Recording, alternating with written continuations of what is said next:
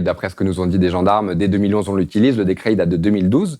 Donc là, on est encore une fois dans le cas d'une pratique illégale qui est légalisée a posteriori. Oui, vous allez dire, ça, c'est le cas pour beaucoup d'autres pratiques. Et donc, c'est légalisé par voie de décret, sans qu'il y ait vraiment de base légale et de débat. Et donc, en fait, c'est passé très largement sous les radars. Et ce passage à la reconnaissance faciale policière, on pourrait estimer que dans un état de droit qui se respecte, c'est quelque chose de suffisamment grave et sérieux sur le plan des libertés publiques pour que ça mérite un débat, et ça n'a pas été le cas. Alors ce fameux fichier TAJ, il faut savoir qu'il y a des éléments comme la couleur de peau, ou par exemple des personnes qui ont été témoins dans des affaires peuvent se retrouver également dans cette base de données, malgré qu'ils ne soient pas suspects et qu'ils n'ont pas d'antécédents.